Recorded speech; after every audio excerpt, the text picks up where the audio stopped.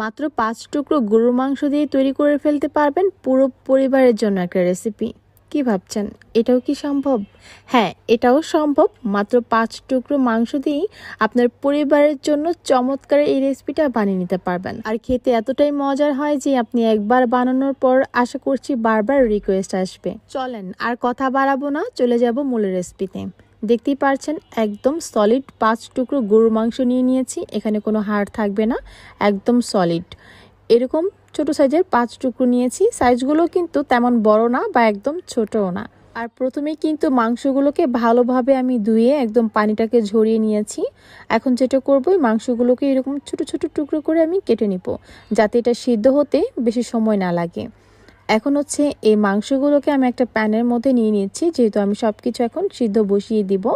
এখন আমি প্যানে দিয়ে দিব 1/2 কাপ পরিমাণের মতো মসুর ডাল। ডালটাকে আগে থেকে ভালো করে আমি ধুয়ে নিয়েছি। এখন হচ্ছে আমি মাংসের সাথে এই ডালটা দিয়ে দিয়েছি। আমি তো মসুর ডাল দিয়ে করছি, আপনারা চাইলে এখানে বুটের ডাল দিয়েও করতে পারবেন। এখন এখানে একটা মাঝারি সাইজের আস্ত রসুন দিয়ে দিব, 2টা শুকনো মরিচ দিয়ে দিচ্ছি, এতে করে ফ্লেভারটা ভালো আসে, খেতেও ভালো লাগে। চাইলে কাঁচা মরিচও দিতে পারেন। এখন এখানে আমি 1/2 চামচ পরিমাণের মতো আদা কুচি দিয়ে দিলাম। এখন এখানে আমি ঘরে বানানো গরম মশলা দিয়ে দিচ্ছি 1 চামচ পরিমাণের মতো। 1 চামচের 3 ভাগের 1 ভাগ আমি দিয়ে দিচ্ছি কাবাব মশলা, যেটা ঘরেই ছিল, এর জন্য দিয়েছি। আপনারা চাইলে অন্য যে কোনো মশলাও দিতে পারবেন। এখন হচ্ছে আমি স্বাদ মতো লবণ দিয়ে দিচ্ছি। আর হলুদ আর মরিচের গুঁড়া আমি দিয়ে দিচ্ছি 1 চামচের 3 ভাগের 1 ভাগ, আমি একসাথে দিয়েছি। চাইলে আপনারা আলাদা করেও দিতে পারবেন। এরপর এখানে আমি 3 কাপ পরিমাণের মতো পানি দিয়ে চুলায় বসিয়ে দিয়েছি। একটা বলক আসা অবধি পর্যন্ত আমি অপেক্ষা করছি। বলকটা চলে আসলে চুলার আঁচটাকে মিডিয়াম টু লোয়ের মাঝামাঝি রেখে আমি প্রায় 15 থেকে 20 মিনিটের মতো এটাকে ঢাকনা দিয়ে ঢেকে রাখবো, যতক্ষণ না পর্যন্ত ডাল আর মাংসটা সুন্দরভাবে সিদ্ধ হয়ে যাচ্ছে। যেহেতু গরুর মাংস, তাই সিদ্ধ হতে একটু সময় লাগবে। যদি মুরগি দিয়ে বানান তাহলে সময়টা খুবই কম লাগবে। দেখতেই পাচ্ছেন পানিটা কিন্তু একদম টেনে একদম সুন্দরভাবে এটা শুকিয়ে গেছে। আর দেখতেই পাচ্ছেন ডালটা কিন্তু পুরোপুরি সিদ্ধ হয়ে গেছে। এখন এটা ঠান্ডা হওয়ার জন্য আমি কিছুক্ষণের জন্য এভাবে রেস্টে রেখে দিব। এটা যখন ঠান্ডা হয়ে যাবে তখন হচ্ছে আস্ত রসুন থেকে আমি কোয়াগুলো বের করে এরপর এই খোসাটাকে আমি ফেলে দিয়েছি, কারণ যেহেতু আমি ব্লেন্ডার করে নিব, এটা থাকলে একটু ঝামেলাই হবে, তো এটা ফেলে দিচ্ছি। এই তো একটা জার নিয়ে নিলাম। এখন হচ্ছে ডাল আর মাংসটাও সুন্দরভাবে ঠান্ডা হয়ে গিয়েছে। এখন হচ্ছে জারের মধ্যে আমি সেই মিশ্রণটা দিয়ে দিচ্ছি। আর আমি কিন্তু সব কিছুকে এভাবে ব্লেন্ড করে নিব। আপনারা চাইলে শিল পাটায় বেটে নিতে পারেন। এই তো আমার কিন্তু ব্লেন্ড করা হয়ে গেছে খুব সুন্দরভাবে। কিন্তু আমি এগুলোকে ব্লেন্ড করে নিয়েছি। দেখতেই পাচ্ছেন মাংসের কোনো আস্ত টুকরোই নেই, একদম সুন্দরভাবে ডালের সাথে মিহিভাবে ব্লেন্ড হয়ে গেছে। এখন হচ্ছে একটা বড় বাটিতে আমি এগুলোকে নিয়ে নিচ্ছি। এরপর আমি এখানে একটা বড় সাইজের পেঁয়াজ কুচি দিয়ে দিচ্ছি। দিয়ে দিব এখানে 3 টেবিল চামচের মতো বিস্কুটের গুঁড়া। অবশ্যই চেষ্টা করবেন বিস্কুটের গুঁড়াটাই দিতে, যদি না থাকে তাহলে পাউরুটির গুঁড়াটাও দিতে পারেন, যেটাকে ব্রেড গ্রামস বলা হয় আর কি। এখন হচ্ছে আমি 1.5 টেবিল চামচের মতো ধনিয়া পাতা কুচি দিয়ে দিলাম, এতে করে ফ্লেভারটা খুবই ভালো আসে আর খেতেও খুব মজার হয় আর কি। এখন আমি একটা ছোট সাইজের ডিম আগে থেকে ভেঙে ভালোভাবে ফেটিয়ে রেখেছিলাম, সেটা দিয়ে দিচ্ছি। এখন সব কিছুকে খুব সুন্দরভাবে আমি মেখে নিব।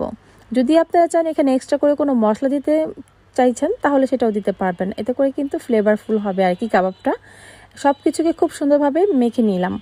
আপনাদের কাছে যদি মনে হয় ডিম দেওয়ার পর এটা অনেকটা বেশি নরম হয়ে গিয়েছে, কোনো শেপ দেওয়া যাচ্ছে না, তাহলে সেক্ষেত্রে এখানে কিছুটা বিস্কুটের গুঁড়া দিয়ে দিবেন, এতে করে কিন্তু এই মিশ্রণটা অনেকটা আঠালো হয়ে যাবে।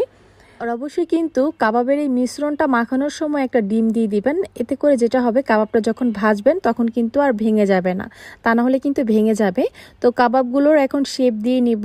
এর জন্য আমি প্রথমে হাতে একটু তেল মেখে নিয়েছি, যাতে শেপগুলো সুন্দরভাবে দেয়া যায়, হাতে যেন লেগে না থাকে। আমি তো এরকম করে কাবাব শেপ দিয়ে নিলাম। আপনারা চাইলে অন্য যে কোনো শেপ দিয়েও কিন্তু বানাতে পারবেন, কোনো সমস্যা নেই। এই তো আমার সবগুলো কাবাব কিন্তু বানানো হয়ে গিয়েছে। 5 টুকরো মাংস দিয়ে আর 1/2 কাপ মসুর ডাল দিয়ে কিন্তু অনেকগুলো কাবাব হয়েছে। তো এই তো প্রথমে আমি এক ব্যাচ ভেজে নিব। যতটাই প্যানের মধ্যে ধরবে ততটাই আমি এখানে দিয়ে ভেজে নিচ্ছি। আর আগে থেকে প্যানে পর্যাপ্ত পরিমাণ তেল আমি গরম করে রেখেছিলাম। এরপর কাবাবগুলো দিয়ে দিলাম।